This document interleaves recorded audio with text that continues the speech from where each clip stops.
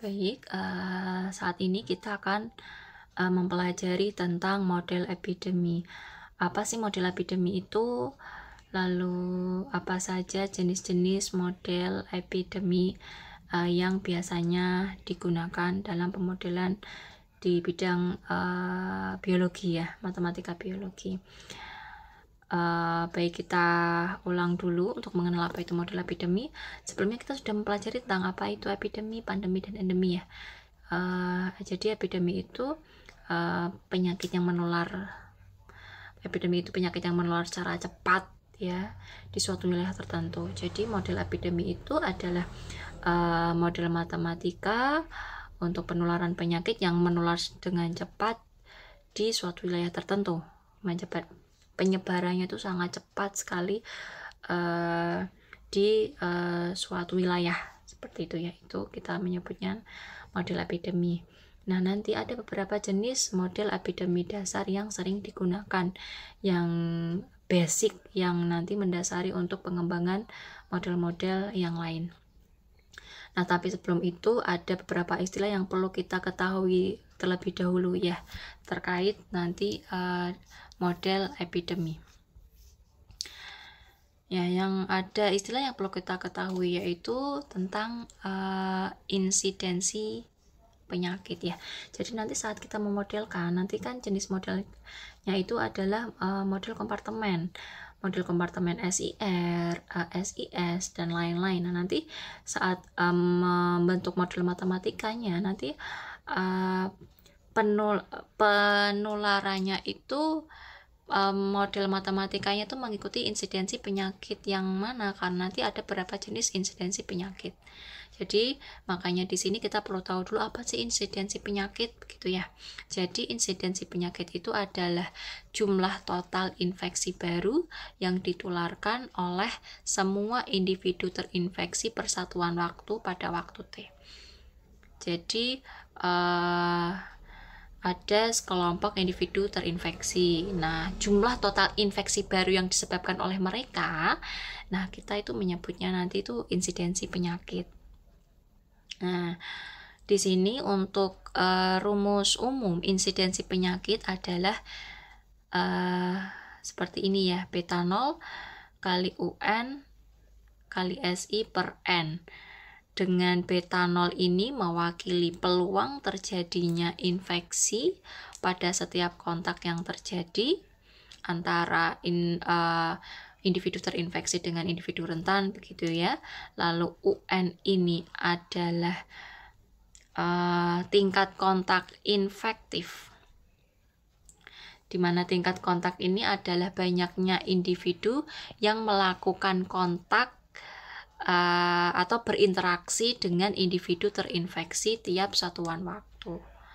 Nah, itu di sini kita simbolkan UN karena di sini biasanya penularan penyakit itu tergantung pada ukuran populasi. Jadi di sini kita simbolkan UN yang mewakili fungsi yang disimbolkan dengan U, fungsi U dengan variabel N, karena kita asumsikan itu dia bergantung pada ukuran populasi N begitu.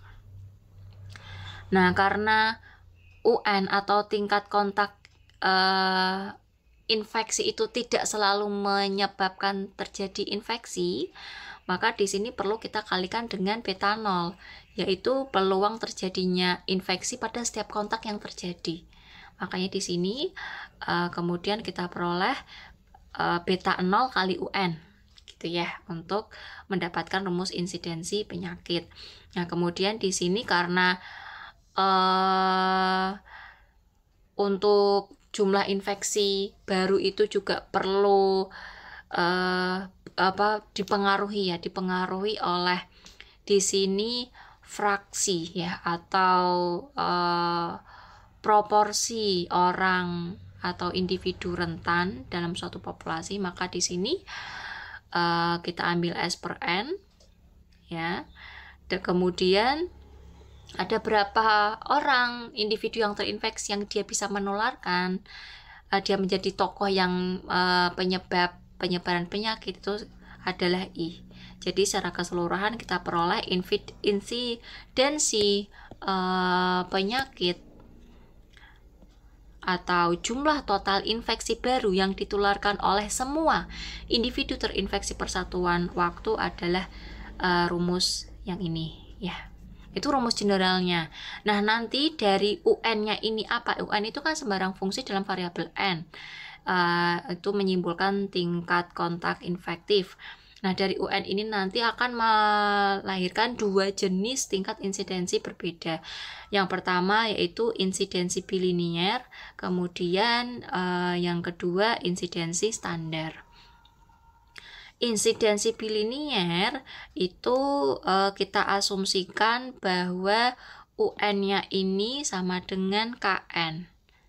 Jadi tingkat kontak infeksinya itu proporsional dengan ukuran populasi N. Ya, di sini dengan K-nya mewakili sembarang konstanta ya. Jadi di sini UN-nya K kali N, sehingga kalau kita masukkan ke dalam rumus general insidensi penyakit ini, jadinya yang N di bawah ini bisa kita sederhanakan dengan KN dicoret begitu ya. Jadinya kita peroleh insidensi penyakitnya itu adalah beta SI. Untuk B-nya ini mewakili beta 0 kali K. Konstanta dikali konstanta ya. Kita jadikan satu keduanya itu, sehingga jadi untuk menyederhanakan penulisan kita ambil misalnya beta itu ya. Jadi di sini insidensi bilinier kita peroleh bentuk hasilnya itu adalah beta SI. Kemudian untuk yang satunya lagi yaitu insidensi standar, yaitu jika kita memisalkan tingkat kontak infektifnya itu merupakan sebuah konstanta yang tidak dipengaruhi oleh populasi N. Jadi misal kita anggap P saja. Gitu ya. Maka demikian yang N saat kita substitusikan kembali ke rumus general insidensi penyakit, maka di sini N-nya masih ada ya, belum bisa kita sederhanakan. Gitu ya. Kemudian diperoleh hasil akhirnya itu beta SI per N dengan kita anggap betanya itu merupakan perkalian antara beta 0 dengan P. Kita jadikan satu penulisannya agar lebih simpel. Begitu ya. Jadi dengan tingkat kontak infektif atau UN yang berbeda itu melahirkan dua jenis insidensi penyakit yang berbeda yang sering digunakan di dalam pemodelan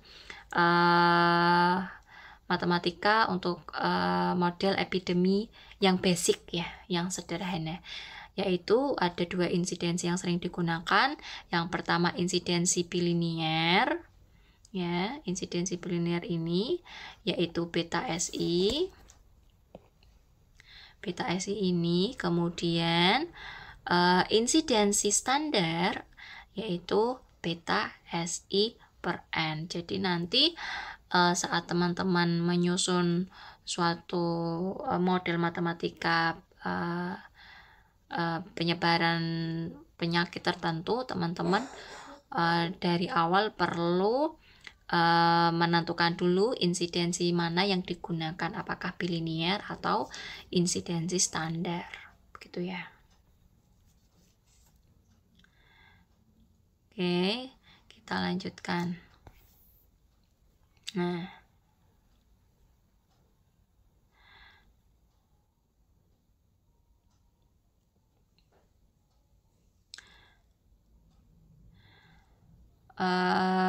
kita beralih ke yang paling sederhana dulu ya, model epidemi Kermack-McKendrick. Oke. Model epidemi yang paling sederhana, yang sangat sederhana. Kenapa disebut Kermack-McKendrick? Itu ya, karena ini merupakan pencetusnya, gitu ya. Oke, di sini. Nah, jadi pada abad ke-20 ya, sekitar tahun 1926 atau 1927 ada Kermak dan McKendrick ini yang membentuk model kompartemen penyakit yang terkenal hingga saat ini, yaitu model SIR. SIR itu singkatan dari S susceptible atau individu rentan, I infektif atau individu terinfeksi, dan recovered untuk individu sembuh.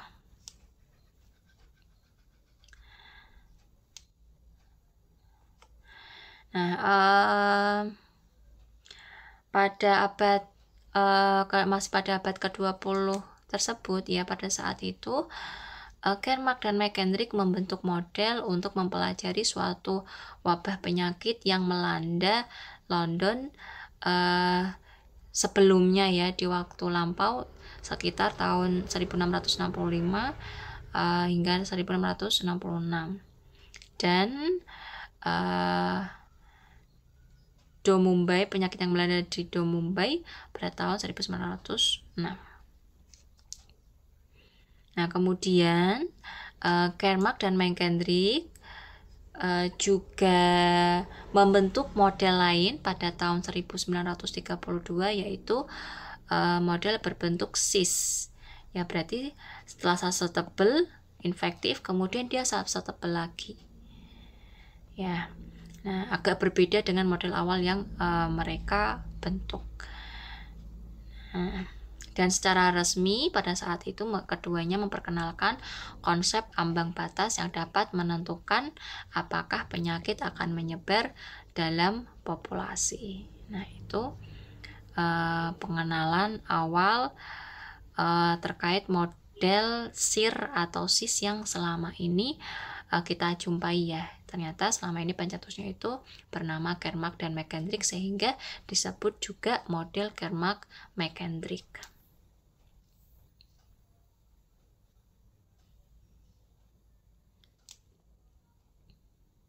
Nah, dari tahun tersebut ya, berawal dari tahun tersebut, kemudian sebagian besar model dinamis untuk penyakit menular didasarkan pada struktur kompartemen yang McKendrick dan Kermak buat dulu di tahun 1927 yang berbentuk SIR dan 1932 yang berbentuk SIS. Nah, kemudian dikembangkan oleh banyak ahli biomatematika lainnya hingga saat ini. Pengembangannya sangat banyak, SIR, SEIR, terus SEIIR, muncul kompartemen baru misalnya V untuk tervaksinasi. Nah, itu awalnya itu dari ide model SIR atau SIS-nya Kermak dan McKendrick, itu ya. Jadi di sini kita akan mempelajari dulu model yang pertama ya, yang model yang paling sederhana, yang sangat sederhana, yang dulu dibentuk oleh McKendrick, yang paling basic. Yang pertama adalah model SIR. Oke, ini saya rasa tidak ada masalah ya. Susceptible, infected, dan removed. Ada yang menyebutnya R-nya ini, ada yang menyebutnya recovered, dan ada yang menyebutnya removed. Oke, nah, jadi pada awalnya subpopulasi individu dibagi menjadi 3 saja, yaitu individu rentan, individu terinfeksi, dan mempunyai kemampuan untuk menularkan penyakitnya ke individu rentan. Lalu subpopulasi terakhir yaitu subpopulasi yang sembuh. Nah, kemudian di sini kita perlu tahu terlebih dahulu asumsi-asumsi apa saja yang pada saat itu Kermak dan McKendrick bentuk sehingga diperoleh model SIR yang nanti akan kita pelajari ya. Jadi pada saat itu Kermak dan McKendrick mengasumsikan bahwa populasi bersifat tertutup. Ya, artinya tidak ada pertambahan maupun pengurangan di dalam populasi tersebut. Pengurangan maupun penambahannya itu yang mungkin bisa disebabkan karena adanya migrasi, kelahiran maupun kematian, itu berarti semuanya diabaikan. Ya. Nah, keadaan inilah yang menyebabkan jumlah total populasi selalu konstan karena tidak ada pengurangan maupun penjumlahan. Sehingga N sama dengan ST plus IT plus RT untuk T berapapun itu selalu sama, yaitu N. Itu ya. Lalu asumsi selanjutnya, penyakit tidak menyebabkan kematian. Atau nanti biasanya untuk penyakit yang menyebabkan kematian kita menyebutnya berarti penyakitnya fatal. Sebaliknya jika penyakitnya tidak menyebabkan kematian, kita menyebutnya penyakit yang tidak fatal, gitu ya. Oke, lanjut untuk asumsi selanjutnya.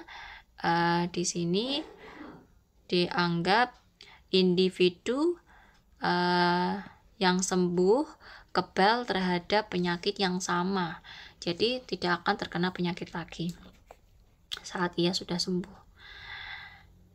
Jadi saat sudah di R, maka dia sudah di situ tidak akan kembali ke rentan lagi atau bahkan ke I lagi atau terinfeksi lagi, itu ya.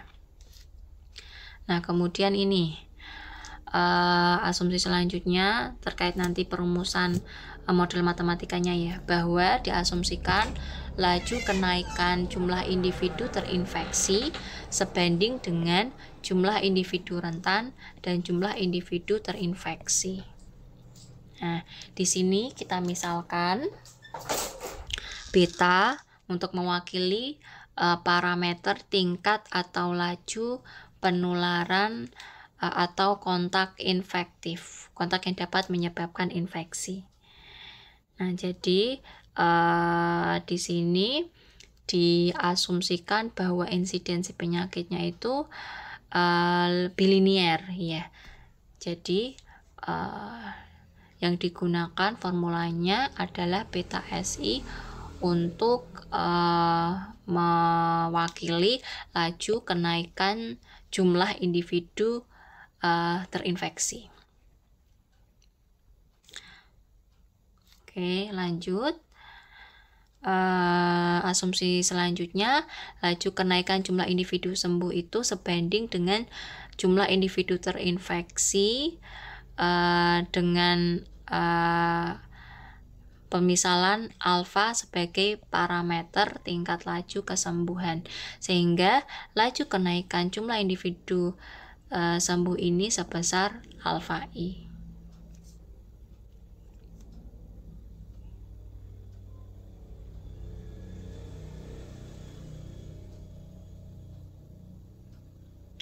Nah, kemudian berdasarkan variabel-variabel yang ada, lalu asumsi-asumsi yang telah dibentuk tersebut, di sini bisa terbentuk diagram kompartemen ini, model SIR.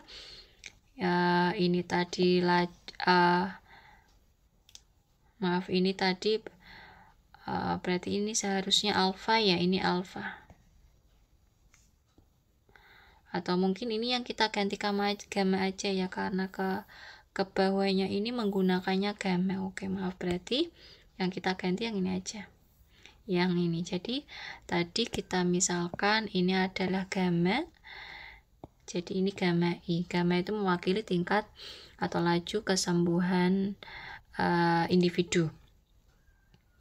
Jadi ini laju kesembuhan individu sebesar gamma I, kemudian beta SI ini adalah tadi di sini laju kenaikan jumlah individu terinfeksi, yang mana beta mewakili tingkat atau laju penularan penyakit atau kontak infektif, dan menggunakannya itu insidensinya bilinear, sehingga di sini kita peroleh beta SI untuk total infeksi baru yang disebabkan oleh individu terinfeksi.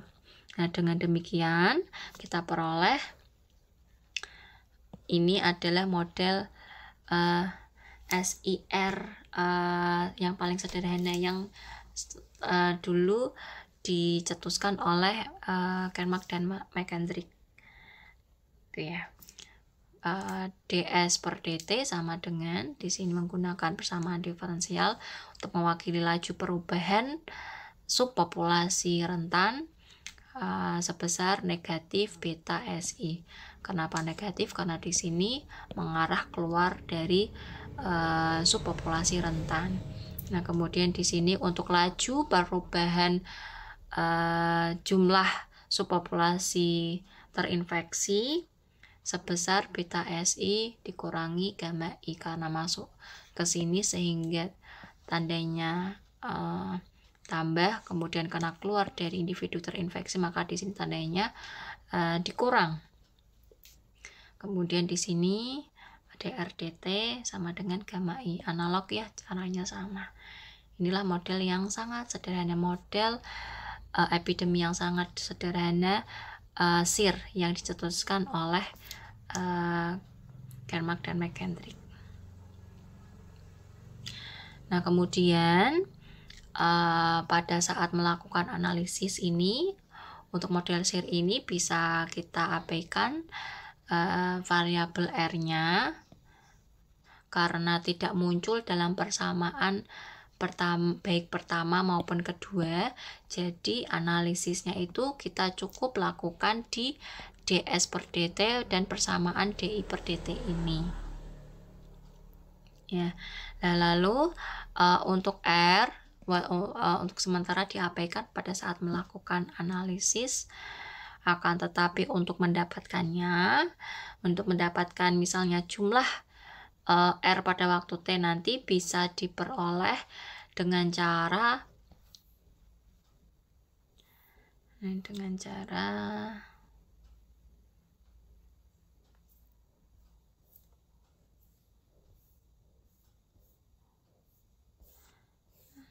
sebentar ya.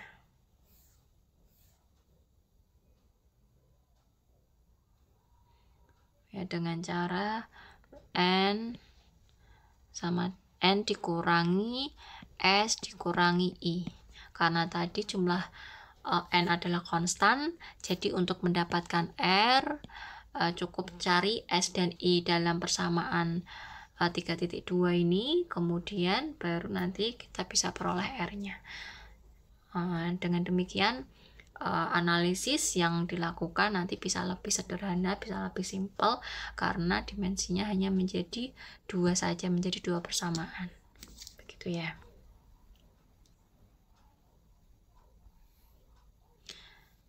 Oke, selanjutnya masih model yang dicetuskan oleh Kermak dan McKendrick yang masih sederhana juga, yang berbentuk cis ya. Jadi berbeda dengan model SIR sebelumnya yang mengasumsikan individu sembuh kebal terhadap penyakit yang sama.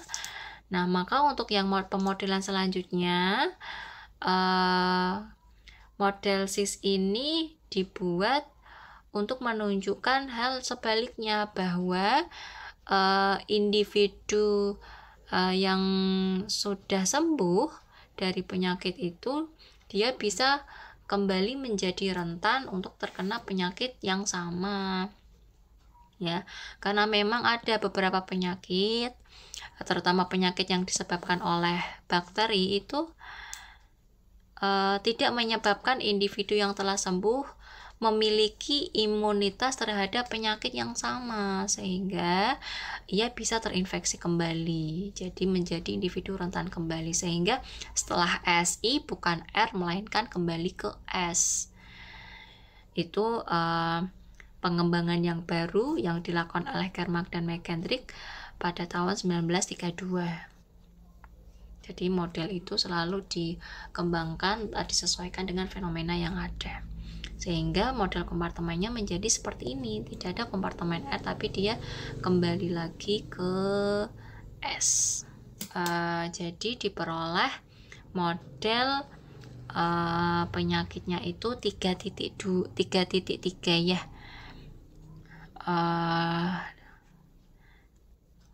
Model matematika yang berkorespondensi terhadap diagram 3.10 ini.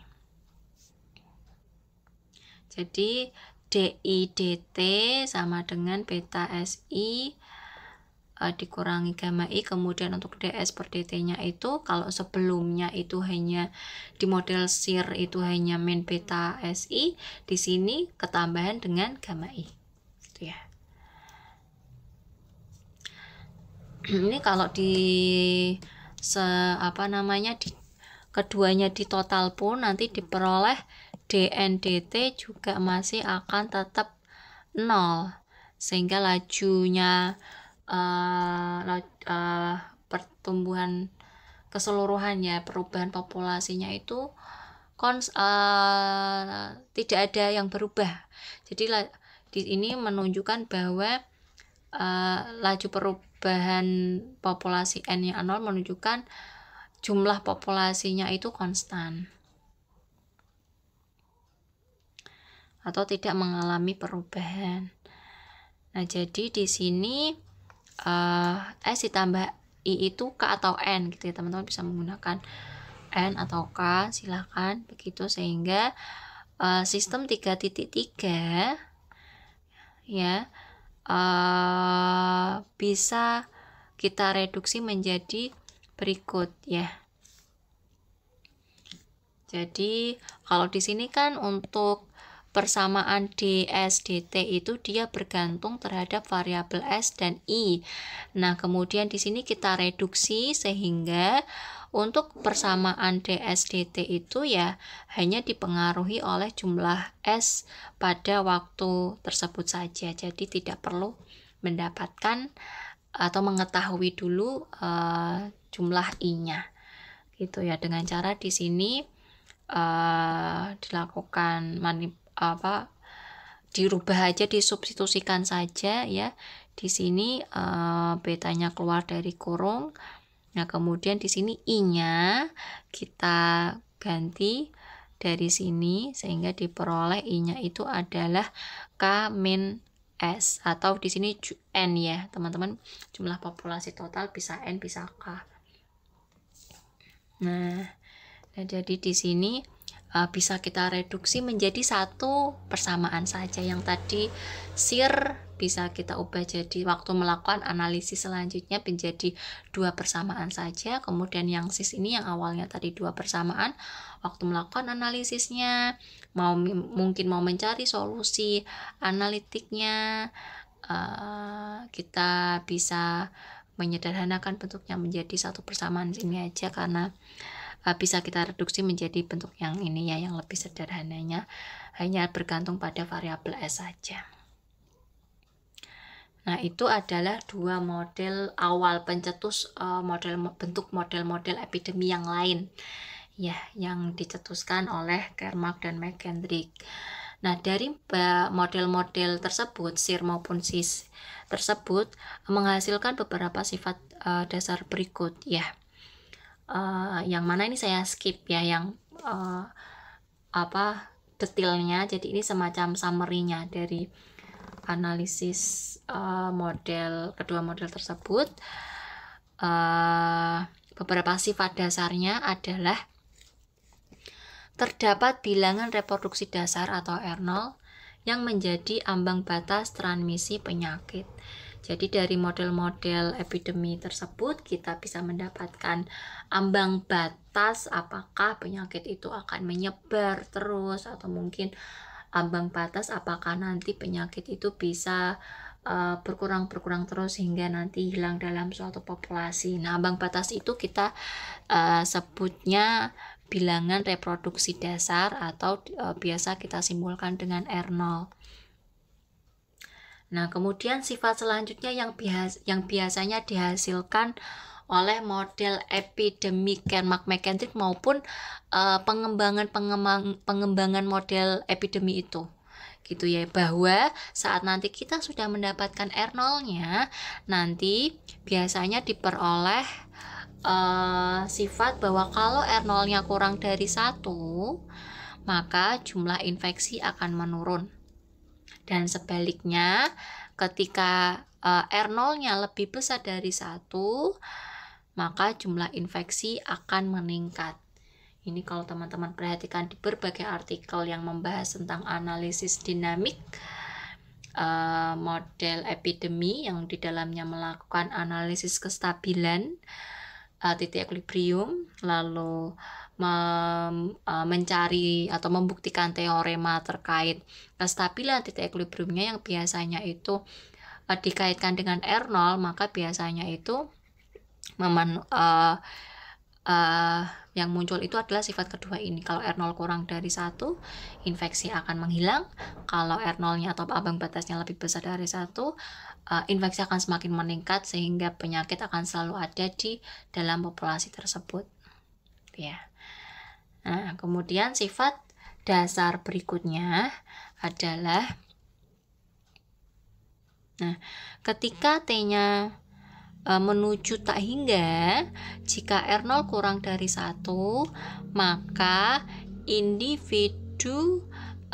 jumlah individu terinfeksi akan menuju 0, yang artinya lama-kelamaan penyakit akan punah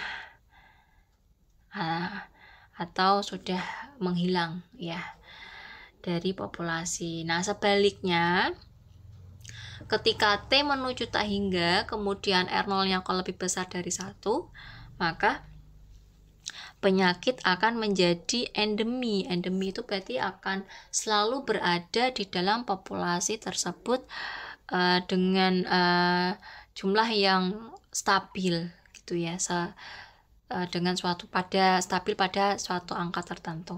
Jadi sebenarnya sifat dasar yang ketiga ini cukup mirip dengan yang kedua ya, gitu, yang berkaitan antara R0 dengan kepunahan penyakit atau infeksi atau penularan yang terjadi dalam suatu populasi.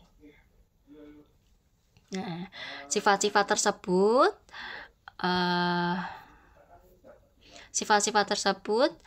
faktanya juga berlaku untuk pengembangan model kompartemen epidemi lain, bahkan untuk struktur kompartemen yang lebih rumit. Ya, pengembangan yang ada itu juga ternyata kurang lebihnya itu juga mempunyai sifat-sifat dasar yang sama seperti yang dihasilkan oleh sifat dasar model epidemi Kermack-McKendrick yang berbentuk SIR maupun SIS tadi. Mungkin ada sedikit perbedaan, mungkin cuma tidak begitu signifikan. Perbedaannya dilihat dari mananya. Bisa jadi itu syaratnya itu tidak hanya R0 kurang dari 1, mungkin ada juga syarat yang lain, ketambahan syarat yang lain begitu.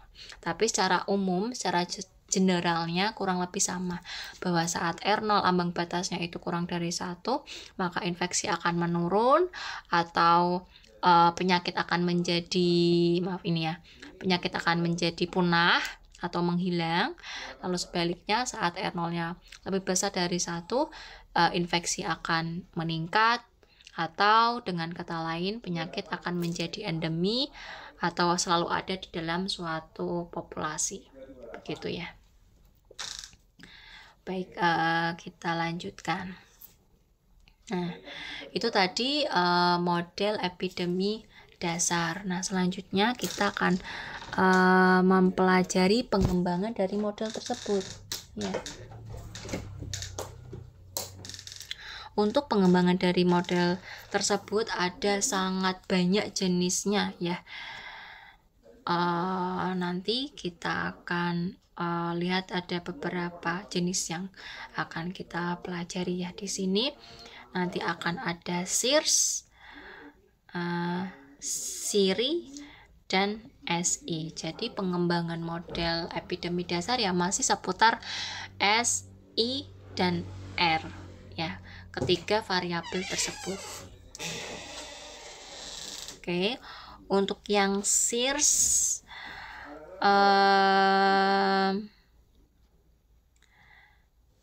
di sini masih dengan asumsi yang sama seperti model dasar Kermack dan McKendrick ya, hanya saja pada kasus ini imunitas individu yang telah sembuh dari penyakit dianggap hanya bersifat sementara. Jadi memang awalnya itu setelah individu terinfeksi itu dia ada kesembuhan, tapi beda dengan SIS ya. Kalau SIS itu dia setelah dia sembuh, dia itu bisa dikatakan tidak ada imunitasnya, jadi kembali langsung rentan. Beda dengan yang ini, yang Sears. Kalau Sears berarti dia sembuh dulu, berarti dia ada imunitas tapi yang hanya sementara terhadap penyakit yang sama. Setelah melewati waktu tertentu, setelah dia masuk di R, masuk kategori sembuh, ternyata kemudian beberapa penyakit itu menunjukkan bahwa imunitasnya itu mulai berkurang atau menghilang, sehingga dia menjadi rentan kembali, sehingga setelah R dia kembali ke S, sehingga bentuknya Sears. Begitu ya. Untuk modelnya, nah dapat dilihat sebagaimana berikut. Sekilas nampak model matematikanya sama, S, DS, DT, DI, DT, DR, DT ya. Jumlah variabelnya sama 3, tetapi di sini karena setelah gamma I, di sini kalau sebelumnya itu kan gamma I sudah gitu ya. Kalau ini ada dikurangi delta R karena dia itu kembali ke S ini. Nah, jadi dia semacam membentuk siklus ya. Jadi S, I, R kembali lagi ke S gitu, membentuk suatu siklus perputaran tertentu gitu ya. Nah, itu model yang pertama. Untuk yang ininya itu kurang lebih sama ya. Nah, kemudian untuk selanjutnya yaitu model siri. Untuk model siri di sini sangat cocok untuk beberapa penyakit seperti tuberkulosis ya, yaitu penyakit yang tidak dapat dinyatakan sembuh secara permanen setelah terinfeksi ya. Jadi pada beberapa jenis penyakit, penderita hanya akan sembuh sementara dan akan kambuh untuk beberapa kondisi seperti kalau terlalu kelelahan, nah nanti dia bisa kambuh lagi, atau mungkin ada pencetus atau faktor lain sehingga dia itu tidak bisa dikatakan sembuh secara permanen, jadi hanya sembuh sementara. Jadi di sini modelnya untuk diagram kompartemennya berbentuk seperti ini ya. Jadi setelah R ya, setelah R ini dia kembali ke I ya. Kalau sebelumnya R kembali ke S. Nah, kalau ini bedanya dia kembali ke I karena bisa langsung kumat lagi ya penyakitnya. Nah, selanjutnya kita perhatikan untuk model matematikanya sebagaimana sistem 3.5. Nah, ini untuk sistemnya seperti ini, nampaknya sama ya, DS, DT, DI, DT, DR, DT, tapi teman-teman perhatikan bedanya. Ini delta R-nya larinya ke sini ya, beda dengan yang tadi larinya, kalau yang tadi itu larinya ke sini, itu beda itu ya. Itu kita menyebutnya modelnya S, I, R balik lagi ke I, jadi siri gitu ya. Nah kemudian model pengembangan model dasar Kermack dan McKendrick selanjutnya yaitu SI ya. Nah, untuk model S ini bisa kita gunakan untuk penyakit yang tidak dapat disembuhkan. Ada beberapa penyakit yang mungkin belum dijumpai obatnya gitu ya, masih diteliti terus hingga saat ini. Nah, itu cocoknya menggunakan model SI. Jadi model tersebut merepresentasikan keadaan di mana saat sekali individu terjangkit penyakit tersebut, maka ia akan selalu berada di dalam kompartemen terinfeksi dan menularkan I tanpa bisa kembali menjadi individu rentan lagi maupun menjadi individu sembuh karena tidak ada obatnya, ya tidak bisa sembuh setelah mengidap penyakit tersebut. Nah, untuk diagram kompartemennya ini ya simpel sekali ya, bahkan kayaknya malah yang paling sederhana dari model-model yang lain ya. SI ya, hanya beta SI saja. Setelah ini ke sini tidak ada lari ke R maupun lari ke S lagi, itu udah ada. Jadi ini modelnya tuh. Nah, itu adalah jenis-jenis pengembangan model basic, model epidemik dasar yang dicetuskan oleh Kermack-McKendrick. Jadi yang kita simpulkan dulu ya, jadi yang awalnya Kermack dan McKendrick itu mencetuskan model berbentuk SIR dan SIS. Kemudian pengembangan yang dilakukan oleh peneliti lain ya terkait model SIR dan SIS itu bisa dibentuk ya model lain seperti tadi ada SIRS, terus SIRI, kemudian SI, begitu ya. Nah, itu pengembangan yang bisa kita lakukan, masih pengembangan yang dasar juga, pengembangan dasar dari model epidemi dasar. Nah, selanjutnya kita akan melakukan pengembangan model McKendrick tersebut, tapi dengan cara mengubah asumsi pada pemodelannya. Ya, jadi teman-teman silakan bisa pengembangan bisa jalur manapun ya, yang memang setelah dilakukan riset disesuaikan dengan karakteristik penyakit yang sedang diteliti. Nah, kemudian pengembangan apa yang bisa kita lakukan? Bisa jadi ini tadi kita melakukan pengubahan asumsi. Kalau sebelumnya kan asumsi-asumsi basic yang dibentuk oleh Kermack dan McKendrick itu seperti populasi tertutup ya. Nah, kalau ini mungkin bisa jadi kita ubah menjadi populasinya terbuka. Jadi jumlah populasi itu berubah, ada kelahiran, kematian, nah begitu ya.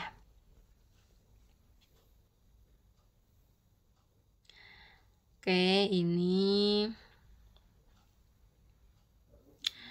beberapa contoh saya saya bahas secara singkat saja ya. Di sini sebagai contoh model, kita ambil model yang pertama SIR tadi, kemudian kita ubah asumsinya ya, yang bahwa terdapat kelahiran dan kematian alami. Kalau yang tadi SIR yang di Kermack dan McKendrick kan tidak ada. Nah, di sini kita perhatikan, kalau sebelumnya kita abaikan, kalau ini kita perhatikan terdapat kelahiran dan kematian alami. Jadi kematian alami itu adalah kematian yang bukan karena penyakit yang sedang diteliti itu ya. Nah, nanti akan diperoleh seperti ini diagram kompartemennya. Jadi ini mewakili tingkat kelahiran yang masuk ke subpopulasi S, kemudian mu ini mewakili tingkat kematian setiap subpopulasi, yang ini diasumsikan setiap subpopulasi memiliki angka kematian alami yang sama. Itu ya. Untuk diagram kompartemennya itu, lalu untuk modelnya diperoleh ini. Tidak ada masalah ya, ini sudah pernah di dulu pemodelan. Ya, dengan demikian karena ada kelahiran dan kematian alami, asumsi yang sebelumnya populasi tertutup ini jadi berubah ya. Bahwa di sini diperhatikan untuk DNDT, kalau sebelumnya itu kita peroleh DNDT-nya sama dengan 0. Untuk perubahan asumsi ini yang nampaknya sedikit, ternyata perubahannya cukup besar juga ya, karena menghasilkan jumlah populasi yang jadinya tidak konstan. Jadi laju perubahan populasi N sebesar ini ya, gamma kapital, ini lambda kapital min mu kali N ya. Nah, nanti beda lagi kalau lambda kapital sama dengan mu atau tingkat kelahiran sama dengan tingkat kematian. Berarti ini kan nanti hasilnya 0. Oh, nanti DNDT-nya tetap 0, tidak ada perubahan. Nah, itu kadang memang kita sengaja buat demikian, tingkat kelahiran sama dengan tingkat kematian alami, agar tidak mengubah signifikan ya dari model Kermack dan McKendrick. Jadi jumlah populasinya tetap konstan gitu ya. Oke, selanjutnya kita lihat untuk kondisi lain. Nah, ini misalkan asumsinya kita rubah bahwa penyakit yang sedang kita teliti itu dia bersifat genetik. Artinya penyakit dapat menular atau menurun ke bayi baru lahir jika orang tua biologisnya positif menderita penyakit tersebut. Maka, nah, dari mengubah asumsi itu, teman-teman perhatikan di sini membuat perubahan yang cukup signifikan di dalam model matematikanya. Jadi di sini ada K yang mewakili proporsi atau peluang bayi baru lahir terkena penyakit yang sama dengan orang tua biologisnya. Berarti di sini adalah tadi lambda kapitalnya itu laju tingkat kelahiran yang semuanya awalnya masuk ke S. Di sini jadinya dia otomatis masuk ke I karena ada penyakit turunan dari orang tua biologisnya. Kemudian kan tidak selalu semuanya bayi lahir itu masuk ke I. Berarti di sini kita juga perlu menambahkan K, yaitu peluang bayi baru lahir itu terkena penyakit yang sama dengan orang tua biologisnya. Nah kemudian sisanya bayi yang tidak terinfeksi penyakit yang sama dengan orang tua biologisnya, maka peluangnya sebesar 1 min K karena dia merupakan proporsi atau probability, sehingga probability atau peluangnya itu sebesar 1 min K. Jadi 1 min K ini dia masuknya ke S.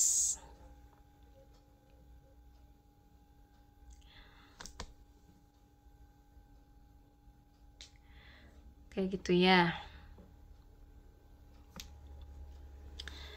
Nah, untuk modelnya diperoleh demikian ini.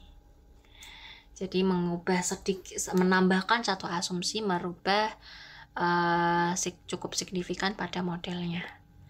Itu ya. Jadi itu contoh pengembangan model epidemi yang kita lakukan dengan cara merubah asumsi. Cara melakukan pengembangan lagi yang lain adalah dengan cara kita melakukan penambahan kompartemen. Sebelumnya kan kita hanya mengenal kompartemen S, I, dan R, yaitu model basicnya Kermack dan McKendrick. Nah, selanjutnya kita bisa menyesuaikan karakteristik penyakit dengan menambahkan mungkin ada kompartemen exposed-nya, atau kompartemen individu tervaksinasinya, atau mungkin kompartemen individu yang sedang dikarantina, atau mungkin kompartemen individu yang terisolasi, dan lain-lain ya, tergantung karakteristik dari penyakit yang sedang kita teliti. Nah, ini saya berikan masing-masing contoh untuk pengembangan model penyakit dasar dengan cara menambahkan kompartemen. Yang pertama kita menambahkan kompartemen E atau exposed, atau ada juga yang menyebutnya periode individu pada periode laten gitu ya.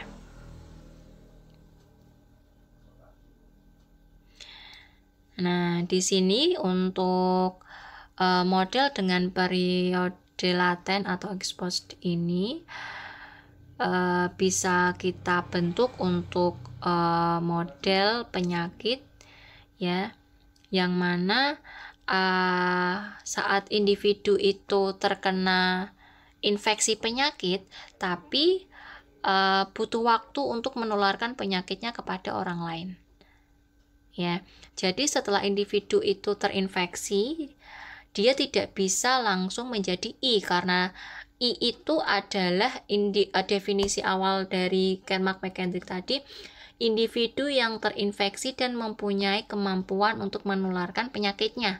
Jadi tidak cukup sebenarnya hanya individu terinfeksi saja, tapi terinfeksi dan menularkan penyakit. Nah, bagaimana kalau untuk penyakit yang dia hanya baru terinfeksi tapi belum bisa menularkan penyakit? Oh, berarti kita butuh menambahkan satu kompartemen baru, yaitu E. Gitu ya.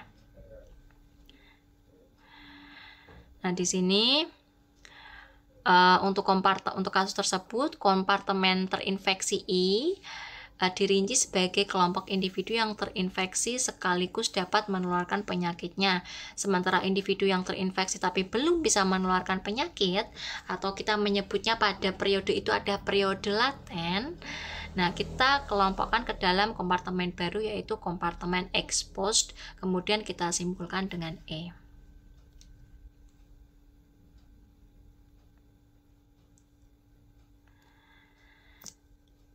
Oke, nah untuk penjelasan secara biologisnya ya terkait fenomena tersebut ya, kalau secara ilmu biologisnya mungkin menyebutnya itu adalah periode atau masa inkubasi pada patogen atau agen penyebab penyakit.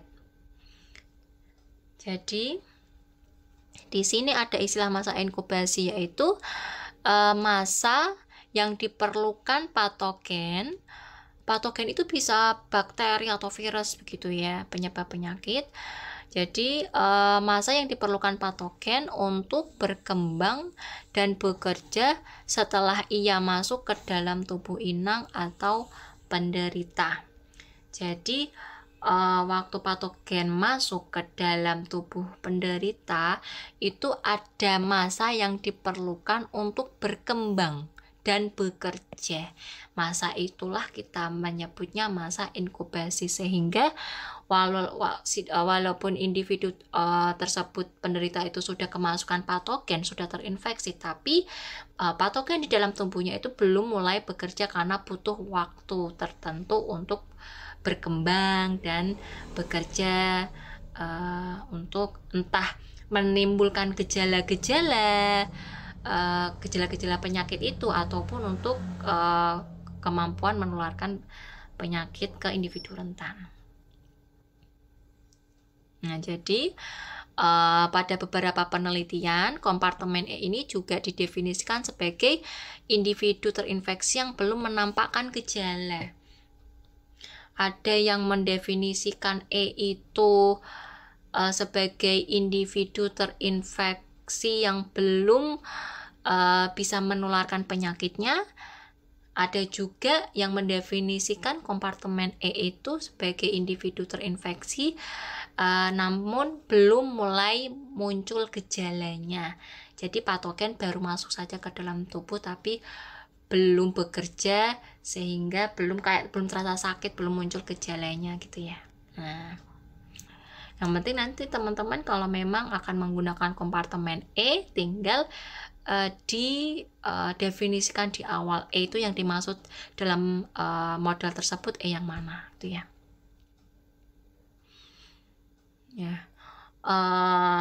Kita perlu tahu bahwa agen penyebab penyakit itu memiliki masa inkubasinya masing-masing. Ada yang cepat, ada yang lama, gitu ya. Kalau masa inkubasinya lama ya teman-teman dalam memodelkan penyakitnya seharusnya memunculkan E. Tapi untuk beberapa penyakit yang patogennya itu masa inkubasinya singkat, ya biasanya setelah terkena patogen langsung muncul gejala, langsung bisa menularkan penyakitnya. Berarti tidak perlu S, setelah S dia bisa langsung ke I, begitu ya. Nah, untuk model yang memiliki masa inkubasi lama, maka teman-teman bisa menggunakan SEI, SEIS, SEIR, SEIRS, dan lain-lain. Gitu ya, yang penting teman-teman perlu memunculkan kompartemen exposed.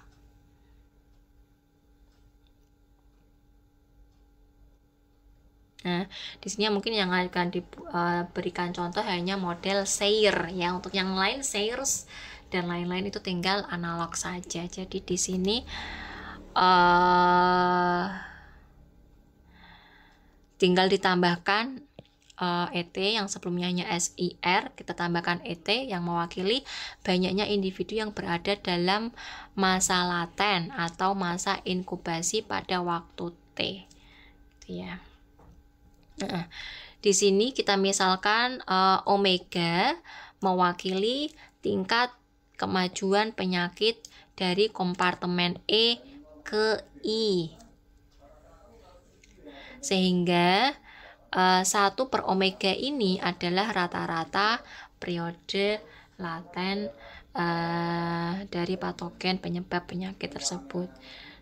Nah, kemudian di sini kita peroleh model kompartemennya ini, model matematikanya ini berbentuk sistem persamaan diferensial biasa dengan 4 variabel S, E, I, dan R.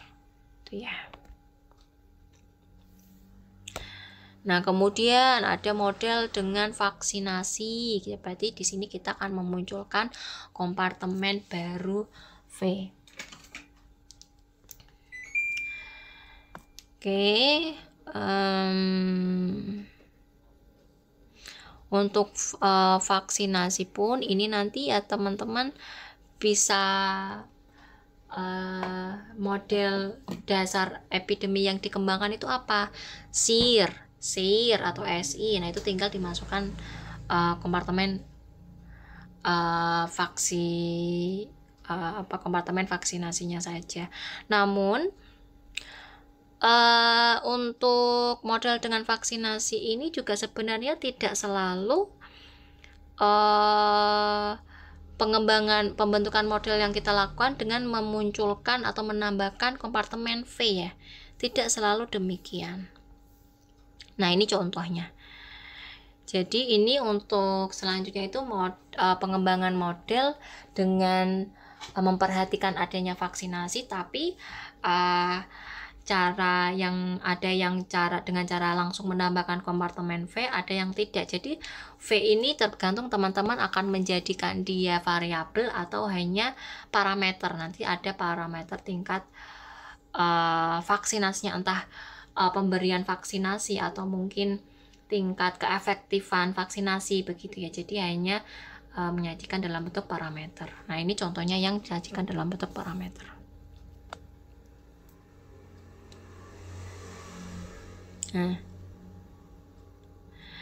Nah, di sini kita ambil contoh, misalnya kita berasumsi bahwa sebagian besar dari individu rentan, kita misalkan PS, itu langsung masuk ke kompartemen sembuh R karena kekebalan permanen yang diperoleh dari vaksinasi. Setelah tervaksinasi, S ini individu awalnya dia rentan.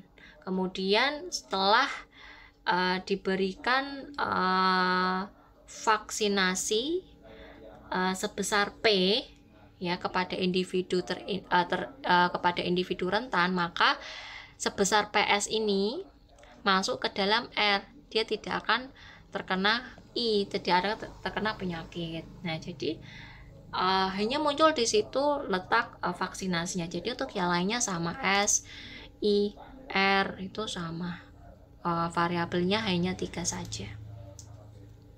Itu ya. Nah, nanti diperoleh modelnya ini. Nah, itu ya. Nah, nanti beda lagi. Nah, ini untuk contoh yang kita itu memperhatikan adanya vaksinasi, tetapi kita munculkan variabelnya di dalam model. Ada kelompok individu yang tervaksinasi, kita misalkan V, gitu ya. Nah, di sini awalnya S, I, R, kemudian di sini mewakili jumlah individu yang telah tervaksinasi. Jadi setelah ke S, ya dia langsung ke V, tidak akan melewati I maupun R. Tapi kemudian di sini ada asumsi juga bahwa di sini ada delta 2. Kita lihat delta 2 itu mewakili kekebalan ya, kekebalan individu rentan yang telah divaksinasi. Jadi setelah tervaksinasi itu tidak menjamin individu itu akan kebal terus terhadap penyakit. Nah, itu misalkan ada kekebalannya itu ada periodenya, atau keefektifan vaksinasinya itu ada masanya. Nah, jadi setelah dia masuk ke individu tervaksinasi, setelah jangka waktu tertentu, setelah periode tertentu, dia akan kembali ke S ya. Karena di sini ada asumsi ini sebesar 1 per delta W, yaitu periode kekebalan untuk individu rentan yang telah tervaksinasi.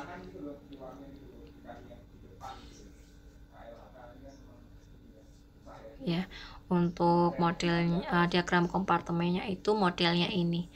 Tidak ada masalah ya untuk pembentukan dari diagram kompartemen ke persamaan diferensial, sangat mudah. Itu dulu sudah pernah di pemodelan matematika. Nah, ini yang lebih kompleks lagi nih ya. Jadi vaksinasi beberapa penyakit itu ada yang tidak hanya 1 kali. Seperti COVID, kita ada vaksinasi tahap 1, vaksinasi tahap 2 dan 3. Sehingga di sini dimunculkan V1, V2, V3 yang awalnya mungkin share ya, awalnya tuh share yang 4 variabel, 4 dimensi sistemnya berubah menjadi 7 dimensi karena ketambahan individu tervaksinasi 1, 2, dan 3. Ini jadinya sangat kompleks ya. Nah, jadinya ini. Nah, ini untuk diagram sistem persamaan diferensialnya. Itu dan seterusnya ya. Kalau yang ini itu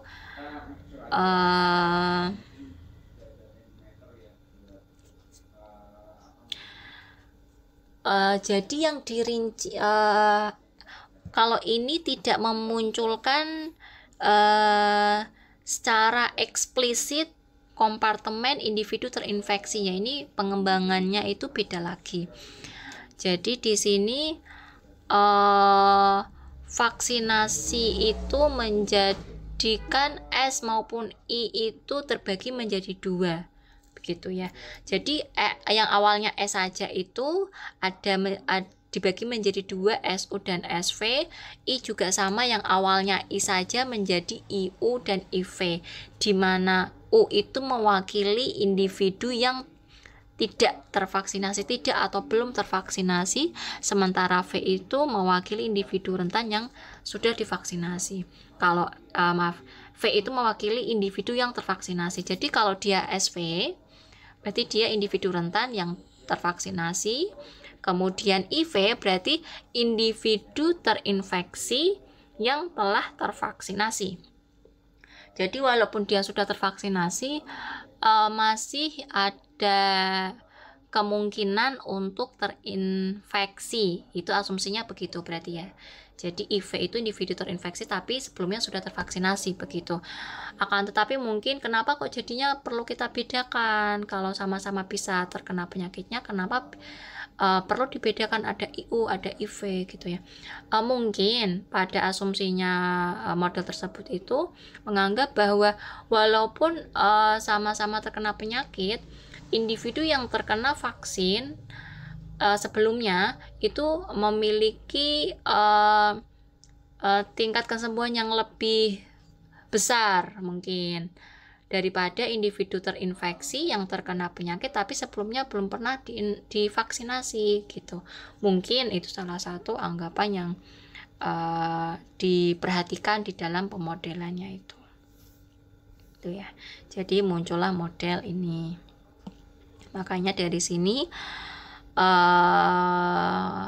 ini ya ada alfa U, ada alfa V yang mewakili mana ini ya, tingkat pemulihan individu walaupun sama-sama terinfeksinya, tapi di sini dibedakan untuk individu yang sudah tervaksinasi sebelumnya dan yang belum. Tingkat pemulihannya berbeda, itu asumsinya begitu ya. Jadi diperoleh model ini. Oke, selanjutnya pengembangan yang lainnya ini model dengan treatment. Jadi ada penanganan tertentu setelah dia dinyatakan terkena penyakit gitu ya. Nah ini misalnya modelnya SITR. Jadi ini ketambahan individu yang diberikan treatment tertentu gitu ya. Analog ya, saya rasa tidak ada masalah. Nanti berarti di sini gamma I itu mewakili individu terinfeksi yang kemudian dia diberi treatment tertentu. Nah kalau yang alfa I ini individu yang terinfeksi tapi dia bisa langsung sembuh tanpa treatment. Nah kalau yang ini itu dia individu sembuh tapi melalui treatment terlebih dahulu. Itu ya, beda. Oke, lanjut ke model dengan multiple groups. Nah kalau ini bisa kita gunakan pengembangannya saat mungkin di antara model dasar tadi S-nya, I-nya itu mungkin mengalami beberapa fase berbeda. Jadi nanti S-nya itu dia ada multiple, ada banyak S, I-nya juga ada banyak, begitu misalnya. Nah di sini kita coba bahas satu-satu. Untuk yang multiple-nya itu ada di kompartemen S. Jadi multiple itu maksudnya berarti dia lebih dari satu S-nya ya. Grup rentannya itu, grup individu rentannya itu multiple, lebih dari satu.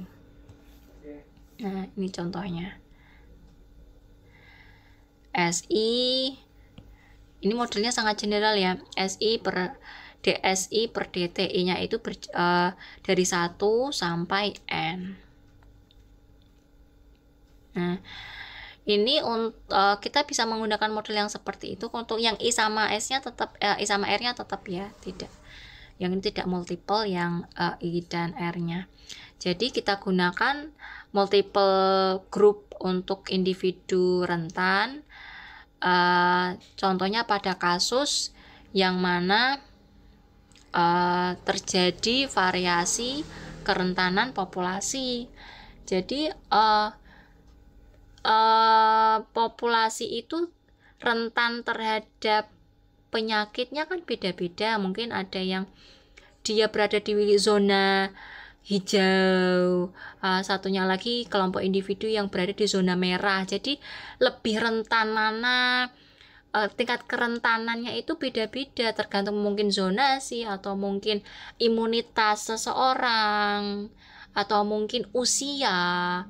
Individu S yang mungkin balita dia lebih rentan, beda dengan individu yang sudah dewasa. Jadi karena kerentanannya berbeda, kerentanan terkena penyakitnya itu berbeda-beda, makanya S-nya itu kita perlu bagi menjadi beberapa juga begitu. Misalnya SI S1 itu mewakili misalnya untuk individu yang tingkat kerentanannya tuh tinggi, persentase tertular penyakit besar misalnya. Kemudian ke kanan semakin mengecil. Nah, gitu ya. Jadi kita perlu membagi S menjadi beberapa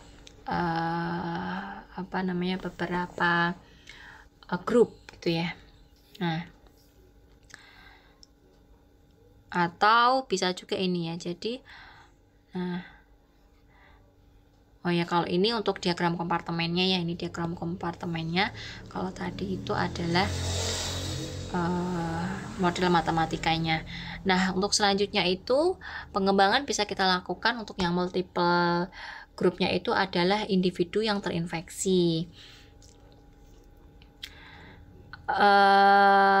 Di sini bisa kita gunakan untuk multiple pada kompartemen terinfeksi, contohnya pada kasus HIV ya, di mana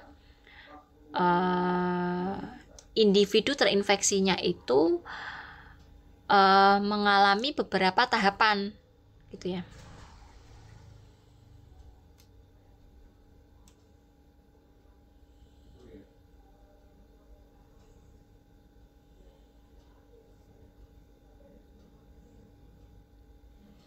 Oke. Kita lihat, nah ini. Jadi ada I1, I2 sampai IN. Dengan IN itu mewakili infeksi sekunder yang disebabkan oleh individu terinfeksi di kompartemen IN tersebut atau II itu ya.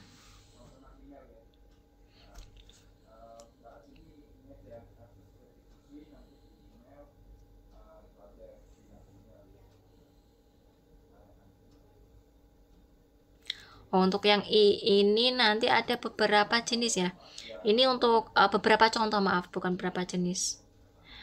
Ini model dengan multiple kompartemen I contoh 1. Ini kompleks ya. Kemudian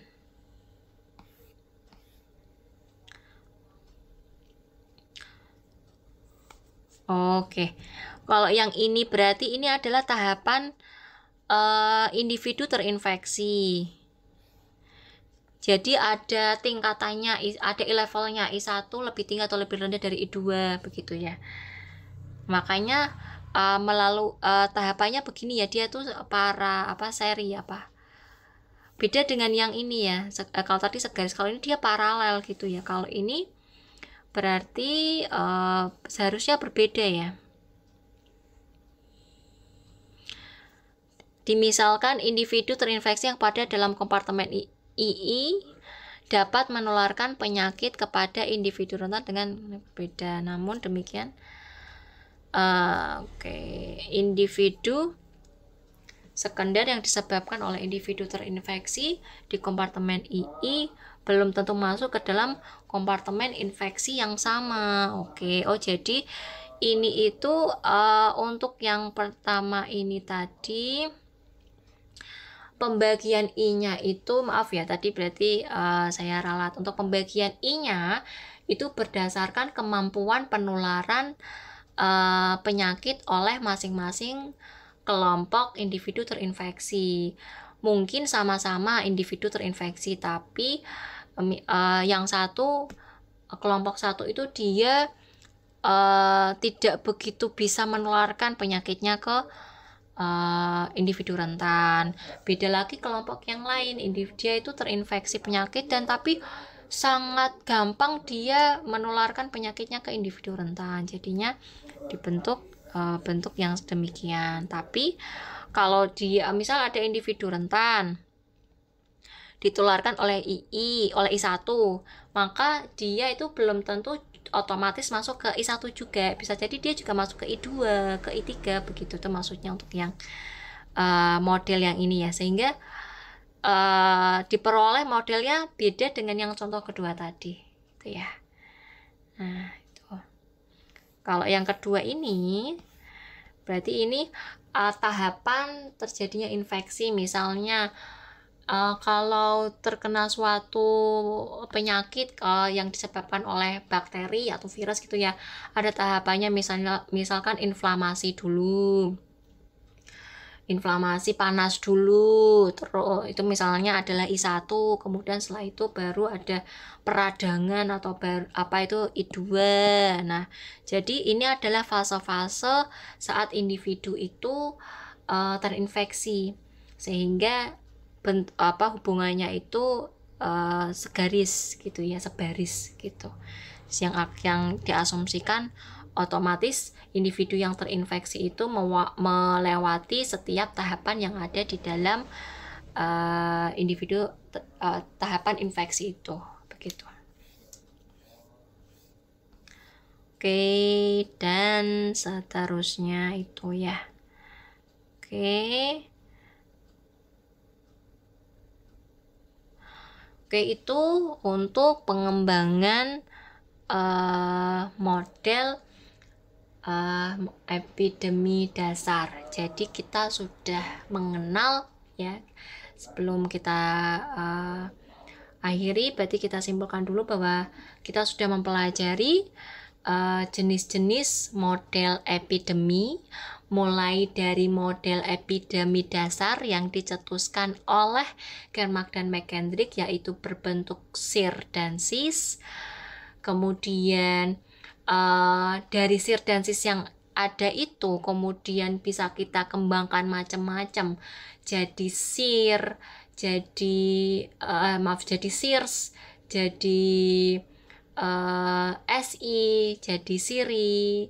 Kemudian bisa kita kembangkan dilihat dari perubahan asumsi. Kemudian bisa kita kembangkan dari memunculkan kompartemen baru gitu ya. Kemudian juga bisa kita kembangkan dengan mendetilkan entah tahapan atau tingkat yang ada di setiap kelompok subpopulasi itu, sehingga muncul multiple group, entah individu rentan, multi group individu terinfeksi, dan lain-lain itu ya. Jadi itulah model epidemi dasar dan pengembangan yang bisa kita lakukan di model dasar tersebut.